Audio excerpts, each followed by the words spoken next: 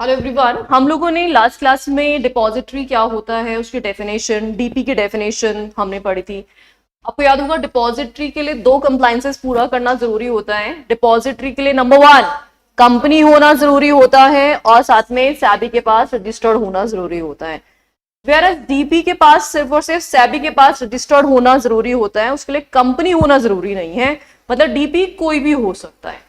फिर उसके बाद जो डिपॉजिटरी का हमने बैंकिंग से कंपैरिजन वगैरह देखा था और कुछ एडवांटेजेस देखे थे, इतना सामने पड़ गया था।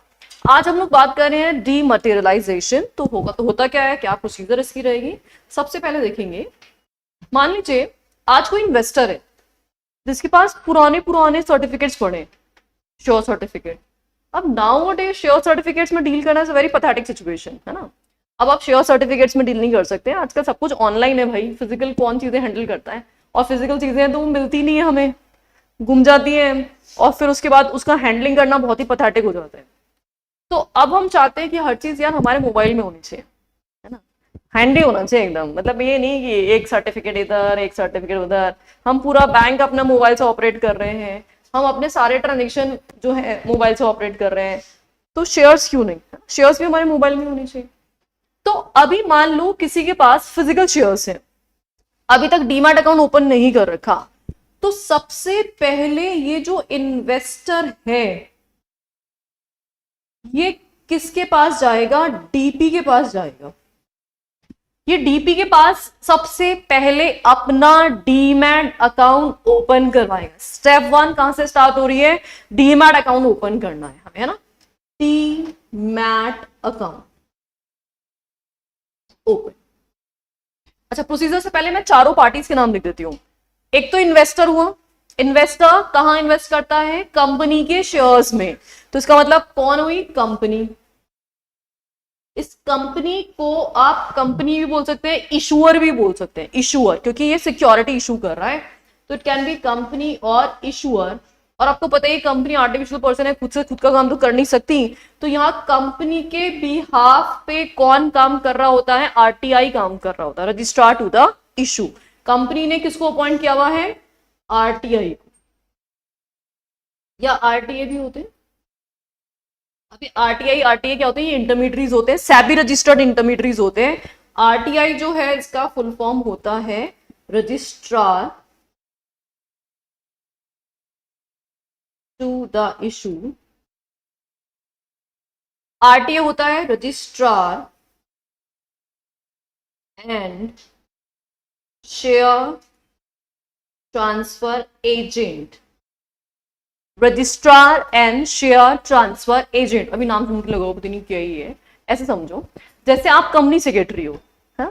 आपका काम क्या है, कॉर्पोरेट कंप्लायंसेस को एंश्योर करना, एक डेजिग्नेशन बना दी। ऐसे चार्टर्ड अकाउंटेंट्स है, ये क्या इंश्योर करते हैं, फाइनेंशियल स्टेटमेंट्स को अकाउंटिंग स्टैंडर्ड्स के हिसाब से या जो भी आपके नॉर्म्स हैं उसके हिसाब से फॉलो करना। एग्जैक्टली सिक्योरिटीज मार्केट में बहुत सारे कंप्लायंसेस होते हैं, उन कंप्लायंसेस को इंश्योर करने के लिए सेबी ने बहुत सारे प्रोफेशनल्स अपॉइंट करवा रखे हैं। जैसे एक होता है मर्चेंट बैंकर, आप एक नाम सुनोगे मर्चेंट बैंकर, ये नाम आप बहुत बार सुनोगे।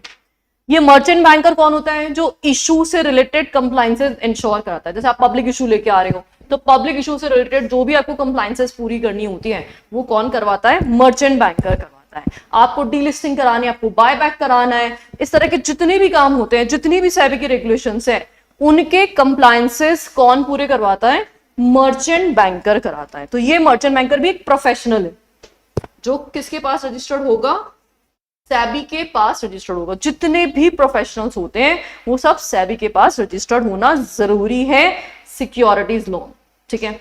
ऐसे ही ये जो आरटीआई एसटीए होते हैं या आरटीआई आरटीए होते हैं, ये लोग क्या करते हैं, सिक्योरिटीज के रजिस्ट्रेशन, उनके ट्रांसफर से रिलेटेड सारे काम देखते हैं। अलॉटमेंट होगा, मान लो आप पब्लिक इशू लेके आ रहे हो, पब्लिक इशू में सिक्योरिटीज लोगों को अलॉट हो रही है कि नहीं हो रही है, जिनको शेयर अलॉटमेंट नहीं हुआ उनको रिफंड हुआ कि नहीं हुआ, जिनको शेयर अलॉटमेंट हो गया है क्या उनके डीमैट अकाउंट में शेयर आ गया है कि नहीं आ गया है, और शेयर अलॉट हो गया उसके बाद अगर वो शेयर बेच रहा है तो ट्रांसफर हो रहा है कि नहीं हो रहा। ये सारे काम जो है वो कौन देखता है, ये लोग देखते हैं।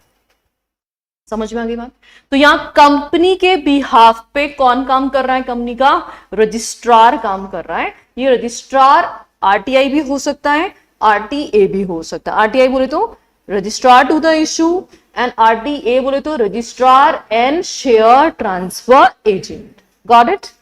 अच्छा, अब यहां पे ये कंपनी के बिहाफ पे ये लोग काम करेंगे, और डिपॉजिटरी की सर्विसेज अल्टीमेटली देगा कौन? Depository, obviously depository. 4 लोग हो गए, 4 लोगों के नाम याद रहेंगे। Number 1 investor, number 2 DP, number 3 depository, and number 4 issuer, company, है ना? अब कनेक्शन देखना किसका किसके साथ क्या कनेक्शन है। वैसे अगर देखा जाए तो इस कंपनी के शेयर्स में इन्वेस्टर इन्वेस्ट कर रहे हैं, तो वैसे देखा जाए तो डायरेक्टली इनका डीलिंग हो सकता है, बट प्रैक्टिकली इनके बीच में डायरेक्टली डीलिंग हो नहीं रही है। इन लोगों के इंटरवेंशन के थ्रू इनमें डीलिंग हो रही है। तो कैसे डीलिंग हो रही है? देखो, सबसे पहले कंपनी को डिपॉजिटरी से मतलब है, तो कंपनी और डिपॉजिटरी का कॉन्ट्रैक्ट होता है। कंपनी किससे अग्रीमेंट कर रही है? डिपॉजिटरी से, कि भाई हमारी सिक्योरिटीज को तुम डीमैट फॉर्मेट में रखना। इसके लिए कंपनी ने किससे अग्रीमेंट किया है? डिपॉजिटरी से। Is this clear? पहला अग्रीमेंट समझ में आ गया। दूसरा अग्रीमेंट, अब डिपॉजिटरी बोलते हैं भाई हम तो 2 ही हैं पूरे देश में, सिर्फ 2 ही है, एनएसडीएल और सीडीएस। तो भाई हम सारे इन्वेस्टर्स को कैसे फैसिलिटेट करेंगे? तो इसीलिए डिपॉजिटरी ने पूरे देश में बहुत सारे पार्टिसिपेंट्स अपॉइंट कर दिए हैं, मतलब एजेंट अपॉइंट कर दिए। तो इन दोनों के बीच में एग्रीमेंट होता है, ठीक है? तो पहला अग्रीमेंट तो इनके बीच में हो गया, एक अग्रीमेंट इन दोनों के बीच में हो गया। अब इन्वेस्टर को डीमैट की सर्विसेज चाहिए, तो he is not suppose to approach depository directly. उसको डिपॉजिटरी के पास नहीं जाना पड़ेगा, उसको किसके पास जाना पड़ेगा? डीपी के पास जाना पड़ेगा। तो यहाँ पे जो डीमैट अकाउंट ओपन करने का अग्रीमेंट हो रहा है, तो ये तीसरा अग्रीमेंट जो है वो किसके थ्रू हो रहा है? डीपी के थ्रू हो रहा है। Am I clear? 3 agreements, 3 contract समझ में आ गए, किसका किसके बीच में कॉन्ट्रैक्ट हो रहा है, और जिसका जिसके साथ कॉन्ट्रैक्ट हो रहा है ना वो उसी से डील करेगा। आई बात समझ में? अच्छा, कंपनी का डीपी के साथ कोई कॉन्ट्रैक्ट है क्या? नहीं है ना, तो इसलिए वो डायरेक्ट बातचीत नहीं करेंगे। मतलब जैसे होता है ना, ब्रोकर बीच में होता है, कोई बायर सेलर है और कोई प्रॉपर्टी खरीद रहे बेच रहे हैं, तो सारी डीलिंग किसके थ्रू करेंगे? ब्रोकर के थ्रू ही करेंगे। एग्जैक्टली ये इंटरमीडिएटरी है, इनके थ्रू ही सारे काम होंगे, आपस में डायरेक्ट बातचीत नहीं चलेगी। यहां तक क्लियर? अब सुनो क्या होगा। सबसे पहले स्टेप 1, इन्वेस्टर ने अपना क्या ओपन कराया? डीमैट अकाउंट ओपन करा दिया। हो गया भाई डीमैट अकाउंट। अब डीमैट अकाउंट ओपन होने के बाद इन्वेस्टर चाहता है कि जो मेरे फिजिकल शेयर्स हैं उनको किस में कन्वर्ट कर दो? डीमैट में कन्वर्ट कर दो, इलेक्ट्रॉनिकली कन्वर्ट कर दो। तो इलेक्ट्रॉनिकली कन्वर्ट करने के लिए भैया आपको रिक्वेस्ट करनी पड़ेगी ना, रिक्वेस्ट। और रिक्वेस्ट कभी भी ओरल नहीं जाती है, कैसे जाती है? राइटिंग में। भाई डीपी को याद कैसे रहेगा? तो डीपी को आप राइटिंग में रिक्वेस्ट भेजोगे, और कौन सा फॉर्म फाइल करोगे? Demat request form, DRF। कौन सा फॉर्म फाइल करोगे? DRF, demat request form. इसको शॉर्ट में DRF ही बोला जाता है। प्लस आपके पास जो भी फिजिकल शेयर सर्टिफिकेट है ना वो सरेंडर करने पड़ेंगे। तो प्लस शेयर सर्टिफिकेट जो है ये दोनों उठा करके आप किसको जमा करा दो? डीपी को जमा करा दो। हो गया जमा? अच्छा, अब एक चीज ध्यान रखना, देखो पोस्ट में चीजें गुम जाती है, पोस्ट से जितनी भी चीजें आती है वो गुम जाती है, इसलिए ज्यादा पोस्ट में चीजें गुमानी नहीं है। जितना ज्यादा पोस्ट से चीजें भेजते रहोगे, एक तो भेजने की कॉस्ट बढ़ती रहेगी, प्लस साथ में घूमने का डर भी रहेगा, चोरी होने का, है ना, ये सब डर बने रहते हैं। और पोस्टल डिपार्टमेंट तुम्हारा बहुत महान है, इसलिए मैं इसका आपको एक जीता जाता एग्जाम्पल देती हूँ। अभी आप लोग क्या करते हो? एग्जाम से पहले ऑनलाइन एग्जाम देते हो, प्री एग्जाम्स देते हो प्री टेस्ट देते हो ना? ये ना सबने प्री टेस्ट ऑनलाइन। अच्छा, ये जो प्री टेस्ट होते हैं इसमें क्या करना पड़ता है? अपन को क्लियर करना पड़ता है एग्जाम, है ना? कितने मार्क्स आने पड़ते हैं? 40 मार्क्स लाने पड़ते हैं, जो हम सारे के सारे मार्क्स किसके थ्रू लेके आते हैं, चैट जीपीटी। अच्छा, ऑब्वियसली चैट जीपीटी के थ्रू ही करोगे, वो तो कौन ही पढ़ता है, पढ़ के कौन ही कर रहा होता है ना। आधा एक घंटे में चैट जीपीटी और जिंदाबाद, पेपर क्लियर। अच्छा, हमारे जमाने में चैट जीपीटी होता नहीं था, वंस अपॉन अ टाइम की बात है। और इवन हम लोग के टाइम में ऑनलाइन भी इतना नहीं होता था ना, सब चीजें फिजिकल फिजिकल फिजिकल हुआ करती थी। यहाँ तक कि हम एग्जाम फॉर्म भी ना आईसी से चैप्टर जमा करा के आते थे, एग्जाम फॉर्म भी, वो भी मैनुअली भरता था। हमारा रजिस्ट्रेशन, हमारा एग्जाम फॉर्म, सबके लिए हमें चैप्टर जाना पड़ता था, फिर वो लोग सारे फॉर्म इकट्ठा करके दिल्ली भेजते थे। This was the process once upon a time. अच्छा, अभी हम लोगों को भी ना प्री टेस्ट देने पड़ते थे, प्री टेस्ट। लेकिन हमारे प्री टेस्ट का मोड क्या था कि जो आईसीएसआई के मॉड्यूल होते हैं ना, मॉड्यूल, उसके पीछे ना पेपर होते थे, पेपर, वो पेपर हमें सॉल्व करके दिल्ली भेजने होते थे, है ना। मतलब मेहनत ज्यादा कराते थे थोड़े से ना, आप सॉल्व करो, सॉल्व करके दिल्ली भेजो, फिर वहां से कॉपी चेक होके आएगी, चेक होके आती थी बकायदा, तो उसमें मार्क्स मिलते थे, तो उसमें मिनिमम 40 नंबर आना जरूरी था। और ऑब्वियसली वो भी सब चीटिंग कर करके ही भेजेंगे, कौन ही दिमाग लगा के याद करके भेजेगा, इतना ईमानदार तो कोई स्टूडेंट है ही नहीं आज तक, सब कॉपी कर रहे होते। अच्छा, अब कुछ और भी महान होते थे, और भी महान, जैसे हम जैसे लोग पेपर ही नहीं भेजते थे। मुझे नहीं याद मैंने कभी भेजा, मैंने शायद एक पेपर भेजा होगा आज तक, कि मुझे किसी ने बोला पागल है कि पेपर कौन भेजता है, क्यों भेजना तो होता है, रूल तो है। बोले रूल वूल सब सेट असाइड, बोले क्या करते हैं हम, ये बोलते हैं एग्जामिनेशन फॉर्म में अवेटेड, क्या लिखते थे हम, अवेटेड। इसका मतलब क्या था, भाई हम पेपर भेज चुके, हम भेज चुके बाय पोस्ट, आपको मिले कि नहीं मिले वो आपकी जिम्मेदारी, और वापस से हमारे पास लौट के आए नहीं आए कि वो भी हमारी जिम्मेदारी नहीं है, मतलब अवेटेड है हमारा रिजल्ट। अब आईसीएसआई इस बात को टैली कर नहीं सकता, आपने भेजे थे नहीं भेजे थे, इसका कोई एविडेंस तो है नहीं, फिर वहां से चेक हुए थे कि नहीं हुए थे वो भी पता नहीं, तो वो अवेटेड के बेसिस पे हमें एग्जाम में अपियर होने की परमिशन ग्रांट हो जाती थी। फिर वैसे फर्जी वाला था, वो सबको पता है, पेपर देख के लिखेंगे, नहीं लिखेंगे, कुछ भी है। आप सोचो पोस्टल डिपार्टमेंट के बारे में कितने ज्यादा कॉन्फिडेंस है, इवन हमारे आईसीएसआई को भी कॉन्फिडेंस है कि जिन बच्चों ने जेन्युइनली भेजे है ना, उनकी भी कॉपी चेक होके आएगी, ये जरूरी नहीं है, क्योंकि पोस्ट में घूम जाती है चीजें, है ना। तो फिर बाद में आईसीएसआई को लगा यार बहुत ही बकवास फॉर्मेलिटी, फिर उन्होंने बंद कर दिया। पहले सीए में भी ये थी, फिर उन्होंने भी बंद कर दिया, बोले कोई सेंस ही नहीं है, आधी से ज्यादा कॉपियां खो जाती हैं, और या तो नहीं खोती है तो वो ऐसे बहाना मारते हैं बच्चे। अब सोचो पूरे देश के बच्चे ये बोल रहे हैं अवेटेड, और आईसीएसआई के पास कोई कॉपी नहीं आ रही है, तो वही पूरे पूरे के पूरे देश के बच्चों की कॉपियां गुम गई क्या, तो उन्होंने कहा बहुत बकवास प्रोविजन है, हटाओ इसको। तो अब यहाँ पे भी सेम प्रोविजन होता है कि अब इन्होंने फिजिकल डॉक्यूमेंट जमा करा दिया ना, फिजिकल डॉक्यूमेंट। अब अगर मान लो डीपी के पास फिजिकल डॉक्यूमेंट है, फिर डीपी फिजिकल डॉक्यूमेंट डिपॉजिटरी को भेजे, फिर डिपॉजिटरी इश्योर को भेजे, बहुत बड़ी दिक्कत हो जाएगी, गुम जाएंगे फिर से। पोस्टल डिपार्टमेंट महानता वाला काम करता है फिर। अब ऐसे में फालतू में कॉस्ट भी क्यों बढ़ानी है, और फालतू में नुकसान भी क्यों ही करवाना है, तो ये लोग क्या करते हैं, डीपी क्या करता है, स्कैन्ड कॉपी, स्कैन्ड कॉपी किसको भेज देता है, डिपॉजिटरी को भेज देता है। यहां तक समझ में आया, वापस से स्टेप सुन लो क्या क्या हुआ। 4 पार्टीज थी, एक तो कौन कौन है, इन्वेस्टर है, डीपी है, डिपॉजिटरी है, और इशूअर कंपनी है।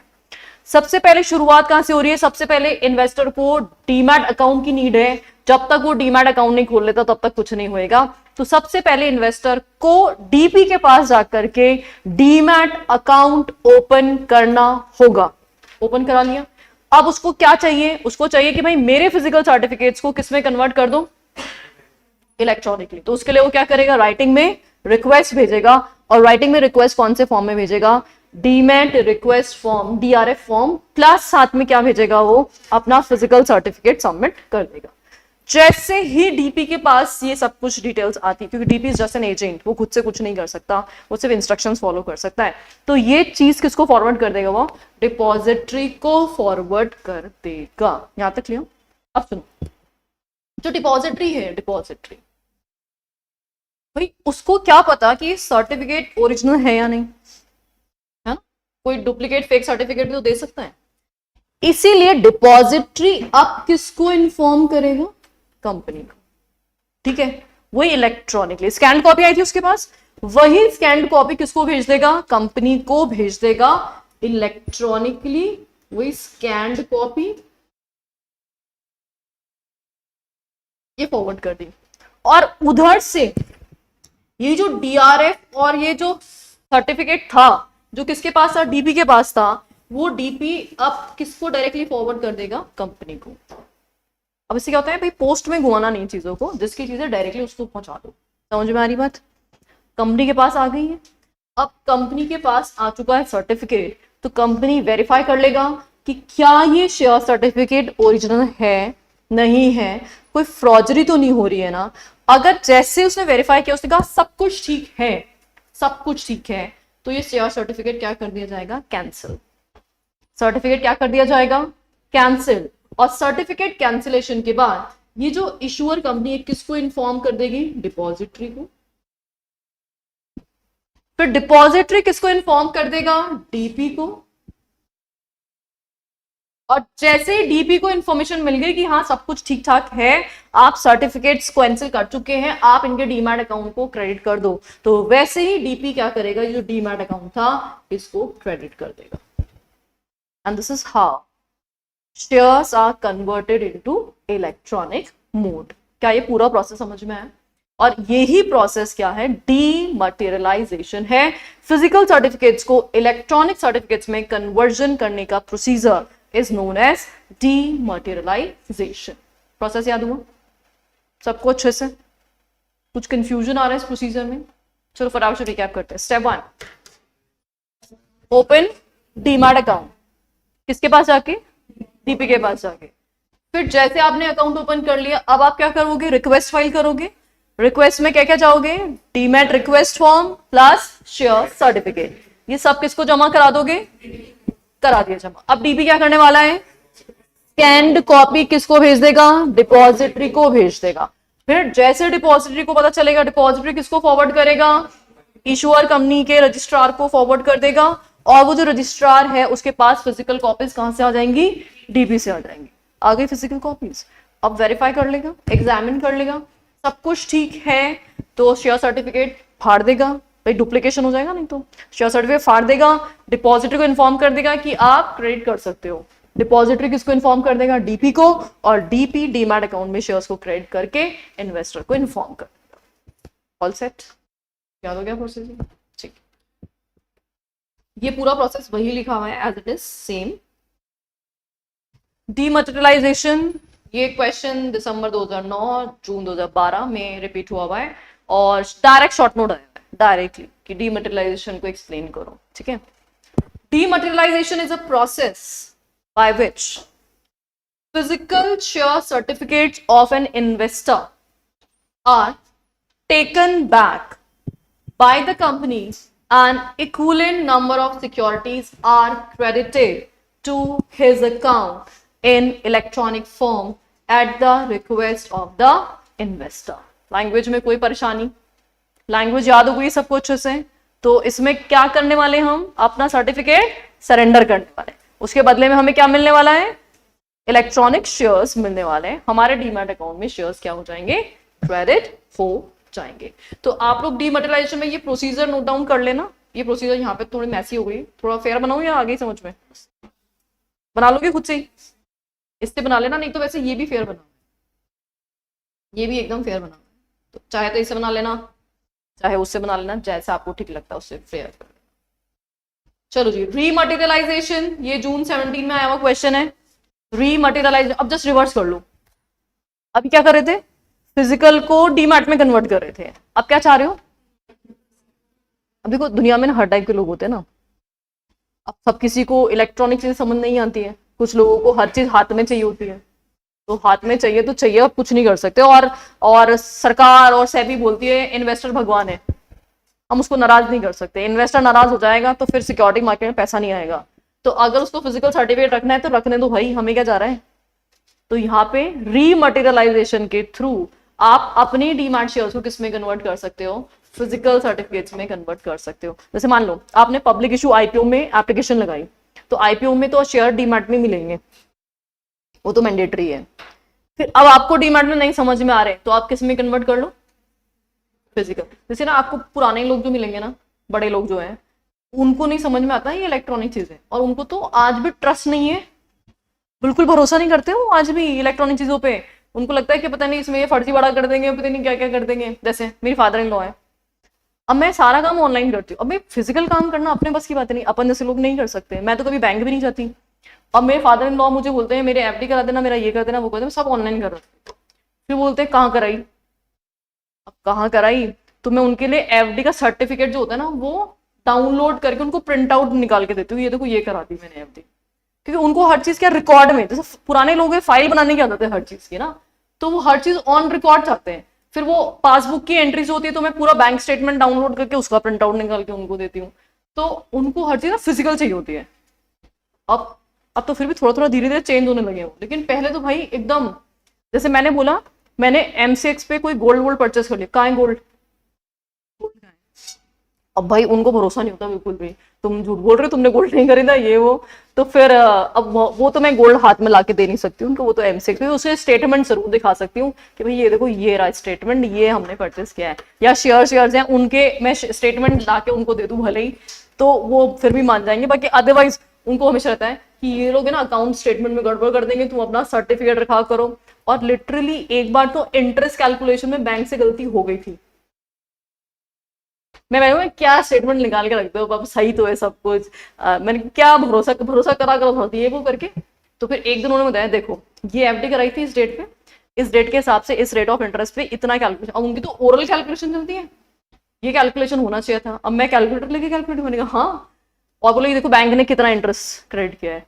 फिर मुझे बैंक में जाना पड़ा उनके साथ में कि भाई आपने क्या किया है। फिर बैंक ने एक्सेप्ट की गलती और फिर उन्होंने सही इंटरेस्ट क्रेडिट किया।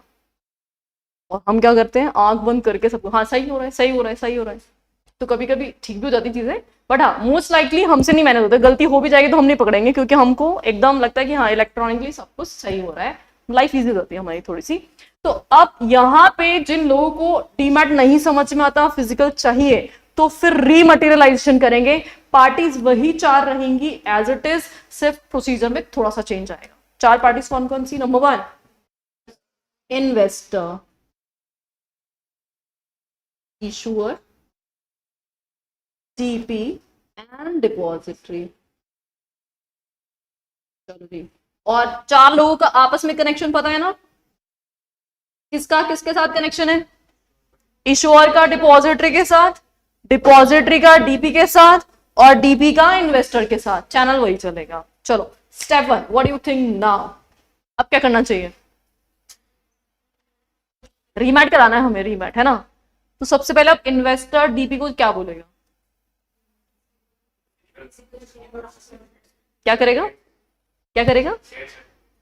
श्योर सर्टिफिकेट दे दो, रिक्वेस्ट करेगा डीमैट, तो डीमैट क्लोज कराने के लिए रिक्वेस्ट करेगा, और इसको बोलते हैं हम रीमैट रिक्वेस्ट फॉर्म। क्या बोलते हैं हम? रीमैट रिक्वेस्ट फॉर्म। तो यहां पे इन्वेस्टर सबसे पहले पहुंचा डीपी के पास, कौन सा फॉर्म लेकर के? रीमैट रिक्वेस्ट फॉर्म, RRF पहुंच गया। अच्छा अब डीपी क्या करेगा? What do you think? DP किसको इन्फॉर्म करेगा? ऑफ कोर्स डिपॉजिटरी को। डिपॉजिटरी को कैसे इन्फॉर्म करेगा? इलेक्ट्रॉनिकली। कैसे इन्फॉर्म करेगा? इलेक्ट्रॉनिकली। तो इन्फॉर्म इलेक्ट्रॉनिकली, ठीक है जी। अब डिपॉजिटरी क्या करेगा? कंपनी को इन्फॉर्म करेगा। डिपॉजिटरी कंपनी को इन्फॉर्म करेगा, कैसे इन्फॉर्म करेगा? वही इलेक्ट्रॉनिकली, सेम इलेक्ट्रॉनिकली, ठीक है जी। इलेक्ट्रॉनिकली इन्फॉर्म, प्रोसेस सेम ही चल रहा है। अच्छा जैसे इशुअर का वही रजिस्ट्रार जो है हमारा, वो देखता है कि अच्छा ये रिक्वेस्ट आई है, तो वो क्या करेगा? अच्छा ये जो रीमेट रिक्वेस्ट फॉर्म है ये यहाँ पे फिजिकली चला जाएगा, और अब इशुअर कंपनी क्या बनाएगी? शेयर सर्टिफिकेट बनाएगी। फिजिकल सर्टिफिकेट तो ऑब्वियसली इशुअर कंपनी बना सकती है। अब जैसे शेयर सर्टिफिकेट बना देगी तो उसको कहां भेज देगी? कहां भेज देगी? What do you think? Investor को भेज देगी। डायरेक्टली कहां भेज देगी? मैंने बोला फिजिकल डॉक्यूमेंट को ज्यादा नहीं घुमाना है, जिसका है उसको भेज दो स्ट्रेट अवे। तो इशुअर कंपनी ये फिजिकल सर्टिफिकेट किसको डिस्पैच कर देगी? इन्वेस्टर को। और इन्फॉर्म कर देगी किसको, डिपॉजिटरी को। इन्फॉर्म कि भाई हमने सर्टिफिकेट इशू कर दिए हैं। जैसे डिपॉजिटरी को इंटीमेशन मिलेगी, डिपॉजिटरी किसको इन्फॉर्म कर देगा, जी इन्फॉर्म हो गया। और जैसे डीपी को इंटीमेशन मिल जाएगी, डीपी क्या करेगा, अकाउंट से शेयर्स को डेबिट कर देगा। तो डीपी जो डीमैट अकाउंट था उसको कर देगा डेबिट, और डेबिट करते ही किसको इन्फॉर्म कर देगा, इन्वेस्टर को, कि भाई तेरा अकाउंट हमने डेबिट कर दिया है, शेयर सर्टिफिकेट कंपनी डिस्पैच कर चुकी है, जल्दी तेरे घर पे शेयर सर्टिफिकेट पहुंच जाएगा। This is what the whole process of rematerialisation. Process समझ में आई, कोई शक, पक्का, पूछ सकती हूँ मैं किसी से भी प्रोसेस, पूछ लूं, पूछ लूं, पूछ लूं, बताओ कहाँ कंफ्यूजन आ रहा है। अच्छा सुनो, इशूअर ने क्या किया बेटा, बोला कि अच्छा इस पर्सन को क्या चाहिए, सर्टिफिकेट चाहिए, तो वो क्या करेगा, नया सर्टिफिकेट बना देगा, और सर्टिफिकेट बना करके किसको भेज देगा, इन्वेस्टर के एड्रेस पे भेज देगा। ठीक है, अब पोस्टल में जाने में टाइम तो लगेगा ही। इन द मीन वाइल वो किसको इन्फॉर्म कर देगा कि भाई हमने सर्टिफिकेट इशू कर दिया, इसलिए आप एप्रोप्रिएट एक्शन ले लो। तो डिपॉजिटरी किसको बता देगा, डीपी को। तो डीपी क्या करेगा, एप्रोप्रिएट एक्शन क्या है यहाँ पे, उसका डीमैट अकाउंट डेबिट कर दो, कम कर दो, ताकि अब ऐसा थोड़ा है डीमैट में भी शेयर है, फिजिकल भी शेयर है, डुप्लीकेसी तो नहीं हो सकती, एक ही जगह हो सकता है। सर्टिफिकेट इशू हो गया है तो डीमैट से हटा दो, तो डीमैट से शेयर हटा दिए।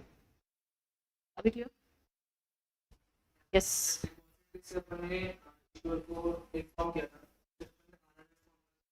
ये जो ना डीपी ने है ना, डीपी ने ये जो फॉर्म है ये डायरेक्टली किसको भेज दिया था, इशूअर को भेज दिया, इशूअर को भेज दिया, तो इशूअर वो रिक्वेस्ट को संभाल के रख लेगा कि भाई इस रिक्वेस्ट के बेसिस पे हमने सर्टिफिकेट इशू किया था। ओके, ऑल सेट, कोई कंफ्यूजन। अच्छा, लैंग्वेज देखते हैं।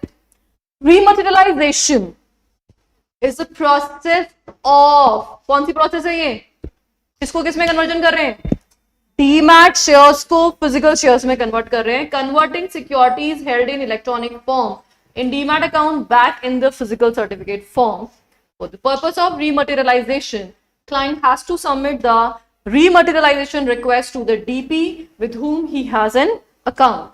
Client can rematerialize his dematerialized holding at any point of time. Investor की मर्जी, वो जब चाहे तब रीमैट कराए, जब चाहे तब डीमैट कराए, जितनी बार चाहे उतनी बार कराए, पर हर बार पैसे लगते हैं, फ्री में नहीं होता है सारा काम, तो जितनी सर्विसेज लोगे उतने पैसे भी लगेगी।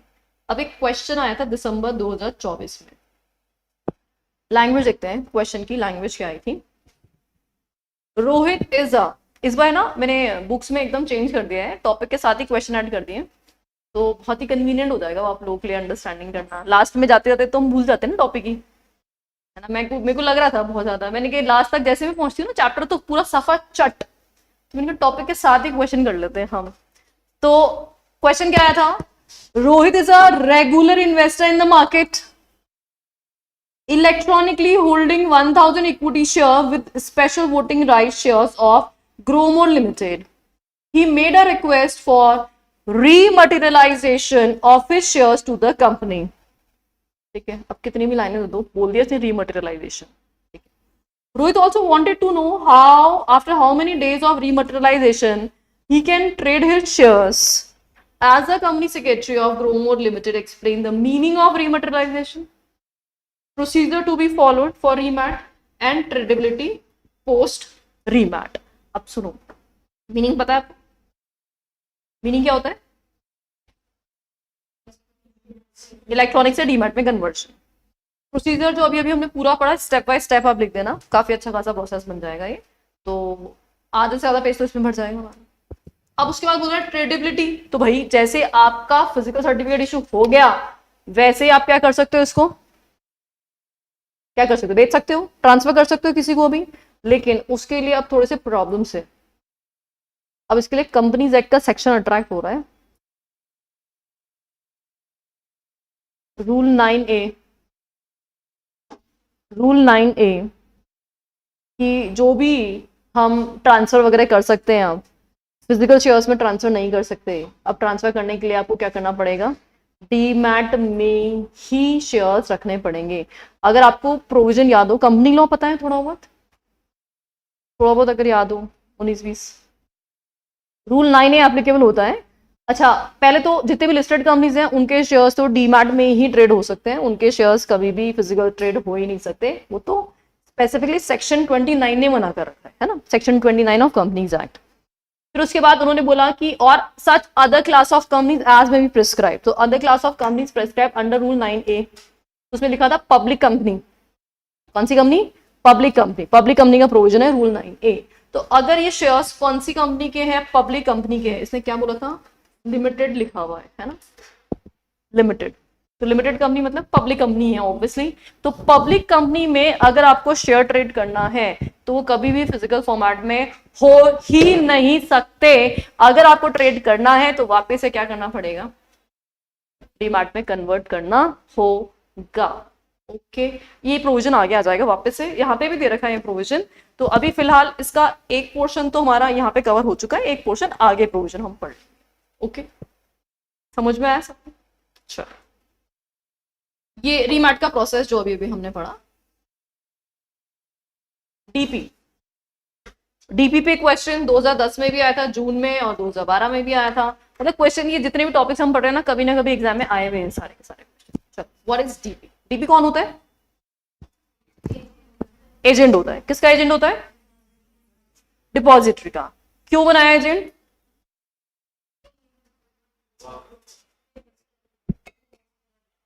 इन्वेस्टर्स को कन्वीनियंस प्रोवाइड करने के लिए। तो इन्वेस्टर क्या कर रहे हैं? अपना अकाउंट डायरेक्टली किसके पास खोल रहे हैं? डीपी के पास। तो डीपी के पास खोलने से क्या होता है? उसके पास नियरेस्ट जो भी डीपी होगा उसके पास अकाउंट खोल लेगा, और उससे रिलेटेड जितने भी ट्रांजेक्शन है वो कौन देखेगा? डीपी खुद ही देख लेगा। इसके लिए डिपॉजिटरी को कुछ भी करने की जरूरत नहीं होती है। तो what it says, DP is the representative agent किसका? इन्वेस्टर का, in the depository system, providing linkage between the company and investor through the depository. तो डीपी क्या कर रहा है? किसको लिंकेज प्रोवाइड कर रहा है? इन्वेस्टर और इशुअर कंपनी को, है ना। किसके थ्रू? डिपॉजिटरी के थ्रू। अभी जो हमने पूरा चैनल पढ़ा था उसमें यही था। किसी भी इन्वेस्टर को डायरेक्टली इशुअर कंपनी की सर्विसेज नहीं मिल सकती, तो सर्विसेज लेने के लिए वो डीपी के पास ही जाएगा, और डीपी ऑब्वियसली डिपॉजिटरी का एजेंट है। तो डिपॉजिटरी सिस्टम में वो इशुअर और इन्वेस्टर के बीच का लिंकेज होता है। Depository participant maintains securities account balance. Security account balance कौन मेंटेन करता है? डीपी मेंटेन करता है। And intimates the status of holding of the account holder from time to time। जैसे आपके डीमैट अकाउंट में कितने शेयर्स हैं? For example share Khan DP है, उसके पास मान लीजिए मेरा अकाउंट है, तो वो क्या करेगा? मुझे बताएगा कि मेरे डीमैट अकाउंट में कितने कितने शेयर्स हैं। वैसे तो हम ऑनलाइन एप्स पे भी आजकल देख लेते हैं, आजकल वो वाला प्रॉब्लम नहीं है कि भाई हम डीपी पे डिपेंडेंट हो गए। पहले होता था, पहले डीपी पे डिपेंडेंसी बहुत ज्यादा थी क्योंकि ऑनलाइन एप्स नहीं हुआ करती थी। पहले हर चीज में उनके स्टेटमेंट आ रहे हैं, हर महीने के महीने स्टेटमेंट आ रहे हैं, फिर क्वार्टरली स्टेटमेंट आ रहे हैं, फिर ईयरली स्टेटमेंट आ रहे हैं। तो पहले ये सब चीजें बहुत ज्यादा होती थी। आजकल इन सब पे डिपेंडेंसी है ही नहीं। मुझे मेरा बैलेंस देखना है, मैं शेयर खान की ऐप ओपन करूंगी, उसमें जाके देख लूंगी भाई मेरा आज का स्टेटस क्या चल रहा है, कितने शेयर्स हैं, कितना प्रॉफिट शो हो रहा है, कितना लॉस शो हो रहा है, सब कुछ दिख जाएगा उसके, राइट है। पर ये सब कौन दिखा रहा है मुझे? डीपी। तो डीपी क्या कर रहा है? नंबर 1 लिंकेज प्रोवाइड कर रहा है। चलो, डीपी क्या कर रहा है? प्रोवाइड लिंक बिटवीन, किस किसके बीच में? Investor and issuer through depository, पहली बात समझ में आ गई? पहला role. Number 2, second role DP क्या कर रहा है? अकाउंट मेंटेन कर रहा है। क्या मेंटेन कर रहा है? अकाउंट मेंटेन कर रहा है। Maintain account of securities of investor का जो भी सिक्योरिटीज का अकाउंट है वो मेंटेन कर रहा है डीपी। अच्छा, तो जब अकाउंट मेंटेन कर रहा है तो अंडरस्टूड सी बात है, बैलेंस वही बताएगा, है ना। तो अकाउंट मेंटेन कर रहा है तो सिक्योरिटीज का बैलेंस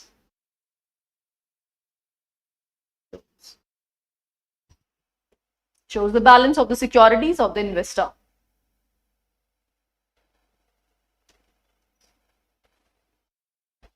तीन बातें याद हो गई।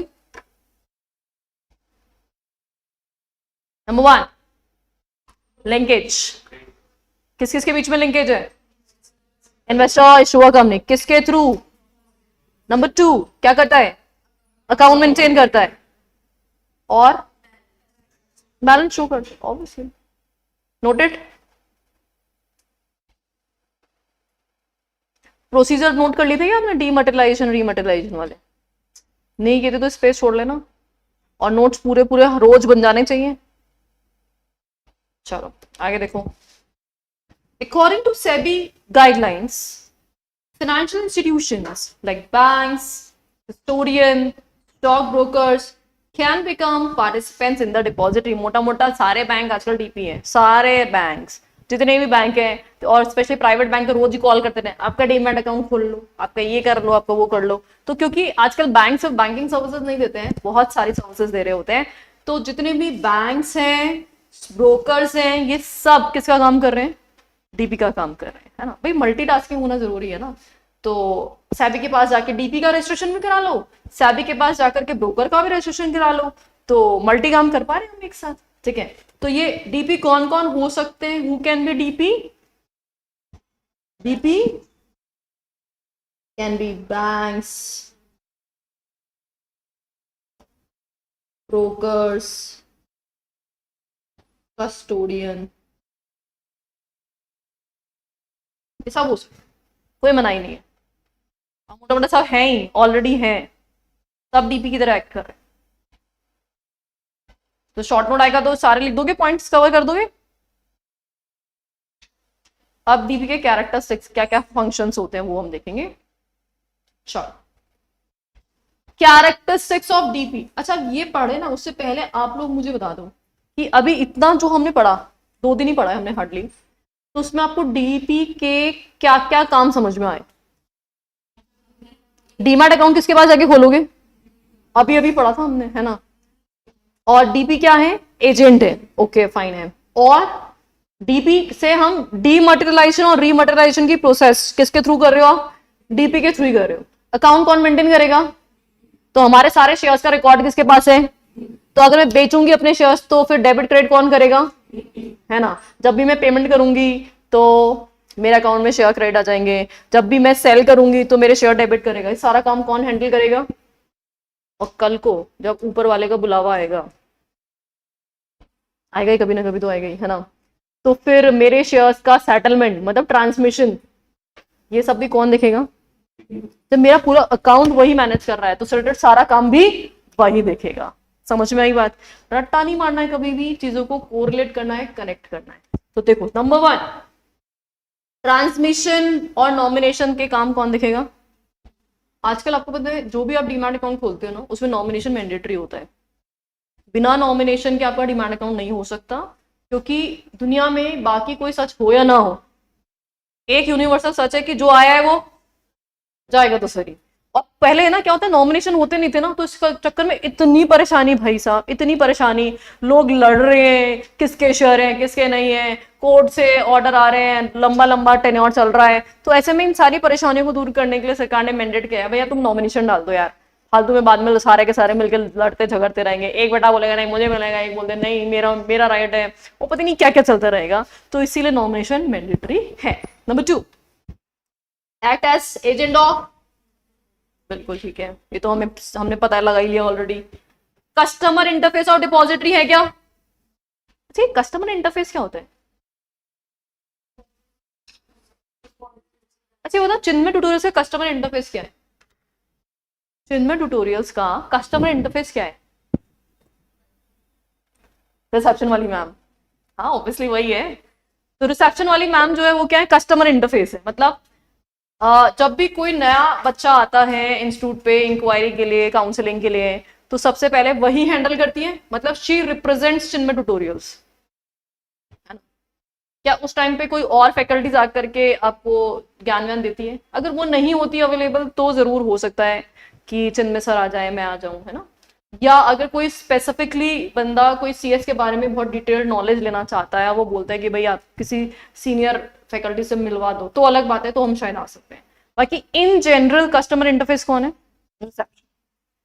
तो जो बंदा कस्टमर से डील कर रहा होता है वही कस्टमर इंटरफेस होता है। ऐसे डिपॉजिटरी कभी किसी से नहीं मिलता भाई। डिपॉजिटरी ने किसको अपॉइंट किया है? डीपी को, और डीपी इन्वेस्टर से मिलता है। तो इसलिए डिपॉजिटरी के लिए कस्टमर इंटरफेस का काम कौन कर रहा है? डीपी। आगे समझो ये point. Then functions like securities bank, ये भी हमने पढ़ लिया था। बिल्कुल सेम इसका वही एक्ट है जैसे कि सिक्योरिटीज बैंक का होता है।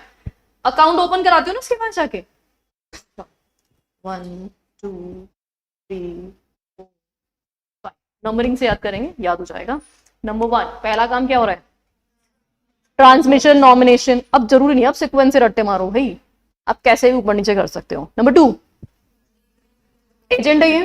नंबर 3 कस्टमर इंटरफेस है। नंबर 4 सिक्योरिटीज बैंक है। नंबर 5 यस, हो गया अकाउंट ओपन। अकाउंट ओपन करने के बाद आप जिसको डीमैट रीमैट कराना करा लो, ये फैसिलिटी देता है। अब मेरे पास अकाउंट है, शेयर खरीदूंगी बेचूंगी, तो जैसे ही मैं पे आउट करूंगी, पेमेंट करूंगी, वैसे मेरे डीमैट अकाउंट में शेयर क्रेडिट करने की जिम्मेदारी किसकी? डीपी की। तो जी कर दिया क्रेडिट इससे। Enables of market transfer. अब ये ऑफ मार्केट ट्रांसफर क्या होता है? फॉर एग्जाम्पल, एक तो होता है मैं स्टॉक मार्केट में शेयर्स का बाइंग सेलिंग करूं, ये तो सिर्फ लिस्टेड कंपनी में ही हो सकता है ना, अनलिस्टेड में तो नहीं हो सकता। या अगर लिस्टेड कंपनी भी है स्टिल मैं स्टॉक मार्केट में शेयर ट्रांसफर नहीं करना चाहती, मैं अपने किसी नोन को शेयर ट्रांसफर करना चाह रही हूं, तो फिर डायरेक्टली हम उसके अकाउंट में ट्रांसफर करेंगे। लेट्स से मेरे डीमैट अकाउंट में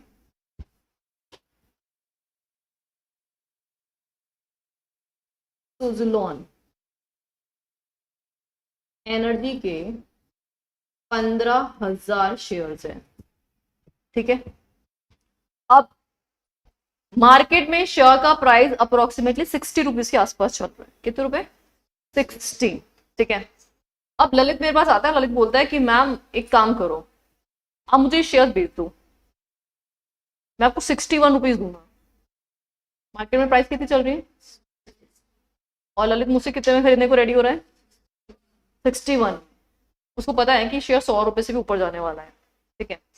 अब मैंने सोचा ठीक है कोई बात नहीं, 60 रुपए से ज्यादा, 1 रुपए ज्यादा ही मिल रहा है पर शेयर, 1 रुपए ज्यादा मिलेगा, मुझे तो 15,000 रुपए ज्यादा ही मिल रहे हैं, तो मैंने सोचा कि बेच देती हूँ, फिर बाद में देख लेंगे और खरीदना होगा जो भी करना होगा करते रहेंगे। तो मैंने डीपी के थ्रू डायरेक्टली ललित के अकाउंट में शेयर्स ट्रांसफर करने के लिए डीपी को बोला। मतलब अब होगा क्या, जैसे दो अकाउंट है, दो डीमैट अकाउंट, एक तो मेरा डीमैट अकाउंट है और एक ललित का डीमैट अकाउंट है, और ये मेरा डीपी है और एक ललित का डीपी है ना। तो मैं अपने डीपी को क्या बोलूंगी कि ललित के डीमैट अकाउंट में शेयर्स क्या कर दो? ट्रांसफर कर दो, सेल कर दो, क्रेडिट कर दो। तो मेरा डीपी इस डीपी के थ्रू ललित के अकाउंट में क्या कर देगा? शेयर क्रेडिट, और मेरे अकाउंट से शेयर क्या हो जाएंगे? डेबिट। तो ये जो ट्रांसफर हुआ, क्या ये स्टॉक एक्सचेंज प्लेटफॉर्म में हुआ है या स्टॉक एक्सचेंज के अलावा हुआ है? अलावा हुआ है, तो इसको बोलते हैं ऑफ मार्केट ट्रांसफर। क्या बोलते हैं इसको? Of market transfer. समझ में आई क्या बात? तो शेयर मार्केट के अलावा किसी भी प्लेटफॉर्म पे, इसको है ना ओटीसी भी बोलते हैं, ओवर द काउंटर। यस, कुछ बोल, अच्छा ओवर द काउंटर भी बोलते हैं, ओटीसी। ओटीसी क्या होता है? ओवर द काउंटर, मतलब स्टॉक एक्सचेंज प्लेटफॉर्म के अलावा किसी भी प्लेटफॉर्म पे अगर आप शेयर का बाइंग सेलिंग करते हैं, that is known as OTC, over the counter. ये टर्म याद रहेगी आप लोगों को, हाँ, ओवर द काउंटर।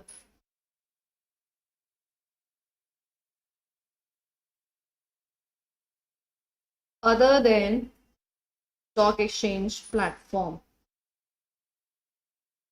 ट्रेडिंग, अगर आपने कोई भी ट्रेडिंग की है स्टॉक एक्सचेंज प्लेटफॉर्म के अलावा, तो that is known as OTC, over the counter, ठीक है। अच्छा, ये हो गए हमारे 8 पॉइंट्स। कितने याद हुए? पूरे हो गए 8? पूरे 8 हो गए सबको? अभी पूछ लो। Settles trade in electronic segment. अच्छा, जो भी ट्रेड हो रही है आपकी इलेक्ट्रॉनिकली वो सारा सेटलमेंट जो T+1 या T+0, ये मैं T+1 बोल रही हूँ, ये समझ में आ रहा है आपको? What is this T+1? What is this T+1? आज मैंने अगर परचेज किया है तो कल मेरे डीमैट अकाउंट में शेयर क्रेडिट हो जाएंगे, उसको क्या बोलते हैं? T+1, है ना। और T+0 मतलब आज खरीदे हैं तो आज की आज ही सेम डे मेरे अकाउंट में शेयर्स क्रेडिट हो जाएंगे, उसको बोलते हैं T+0। तो इलेक्ट्रॉनिकली जो भी आप परचेज सेल कर रहे हो उसका सेटलमेंट भी कौन करेगा? डीपी ही करेगा। एंड अगर आपको अपने शेयर्स पे कोई प्लेजिंग करानी है तो वो प्लेजिंग भी किसकी हेल्प से हो सकती है? डीपी के थ्रू। प्लेजिंग मतलब गिरवी रखना। गिरवी रखना, गिरवी कब रखोगे? जब आप कोई लोन लोगे। आपको लोन लेना है तो लोन पे आपको सिक्योरिटी रखानी पड़ेगी, तो जो भी आपकी लोन की नीड है, लोन की सिक्योरिटी है, वो आप अपने शेयर्स को, शेयर इज एन एसेट, मैंने शेयर में इन्वेस्टमेंट कर रखा, दैट इज माय एसेट। तो भाई मैं अपनी एसेट को गिरवी रख के लोन ले सकती हूँ ना। तो अगर मान लो मेरे पास 1 करोड़ के शेयर लेट्स से, तो क्या मैं उस 1 करोड़ के शेयर्स को गिरवी रख करके बैंक से लोन ले सकती हूँ? ले सकती हूँ, डेफिनेटली ले सकती हूँ। तो ये जो गिरवी रखने की हेल्प है वो कौन करेगा? डीपी करेगा। अब प्लेजिंग हो जाएगी तो फिर मैं अपने शेयर को बेच नहीं पाऊंगी। अगर प्लेजिंग नहीं होगी तो गिरवी भी रख दूंगी और बेच भी दूंगी, फिर बैंक देखता रह जाएगा, है ना। तो ऐसा तो हो नहीं सकता, तो इसीलिए उसको क्या करानी पड़ती है? प्लेजिंग करानी पड़ती है। चल, अब ये जो 10 पॉइंट्स है उसको एक सीक्वेंस बनाते हैं हम। Instead of learning in this manner, आप अपने सीक्वेंस में याद करेंगे। बीइंग एन इन्वेस्टर, सबसे पहले मुझे इंटरफेस करना है किसको? डीपी को। तो डिपॉजिटरी की सर्विसेज लेनी थी ना मुझे, तो इसलिए डिपॉजिटरी के सर्विसेज के लिए मैं डीपी के पास पहुंची। तो DP is a customer interface, पहुंच गई वहां पे जाकर के। अच्छा, और ही is acting as an agent. तो 2 पॉइंट तो कनेक्टेड ही है। फिर मैं जाके वहां पे क्या कराऊंगी? बैंक अकाउंट खोलूंगी। बैंक अकाउंट खोलने के बाद उसमें डीमैट रीमैट की फैसिलिटीज वगैरह लूंगी। और जैसे एक बैंक की फैसिलिटीज देता है बैंक, वैसे ही डिपॉजिटरी की फैसिलिटीज हमें कौन देगा? डीपी। ठीक है। अच्छा, अगर मैंने शेयर खरीदा तो शेयर खरीदा तो पेमेंट करूंगी, इधर पेमेंट किया, उधर मेरे डीमैट अकाउंट में शेयर्स ट्रांसफर हो गया। जरूरी नहीं है मैं स्टॉक मार्केट में खरीदूं, मैं शेयर्स ऑफ मार्केट भी खरीद सकती हूँ। तो ऑफ मार्केट खरीद रही हूँ, इलेक्ट्रॉनिक ट्रेड्स हो रहे हैं, वो सारा का सारा सेटलमेंट किसके थ्रू होगा? डीपी के थ्रू ही होगा। कल को मुझे लोन लेने की नीड पड़ रही है उन शेयर्स पे, तो प्लेजिंग भी किसके थ्रू होगा? डीपी के थ्रू ही होगा। और अगर मैं कल को मर गई तो मेरे शेयर्स का क्या होगा? ट्रांसमिशन, नॉमिनेशन, तो वो भी कौन देखेगा? हो गए सारे पॉइंट्स कवर। ठीक है, तो इस सीक्वेंस में ऐसे याद करोगे ना तो आपको आसानी से याद रहेगा। 10 पॉइंट्स में से आप कितने बोल पाओगे? ऑलमोस्ट 10 बोल दोगे? चलो, तो कौन बोल के बता रहा है मुझे? बोलेंगे हम? 2-4 बोल दो। ठीक है, बिल्कुल सही बात है। हाँ बिल्कुल सही बात है, सही है। हाँ बिल्कुल सही है। बैंक, हाँ सिक्योरिटीज बैंक की तरह एक्ट करता है। ठीक है, गुड है, वेरी गुड। बाकी बच्चे भी बता दो। ठीक है, चलो सारे बोल दो, जो मर्जी वो बोल दो। हम्म हम्म, ठीक है।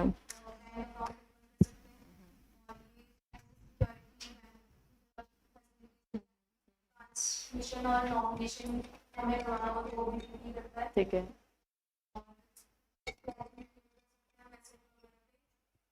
ऑफ मार्केट ट्रांजैक्शंस होती है और इलेक्ट्रॉनिक मोड में सेटलमेंट भी करता है।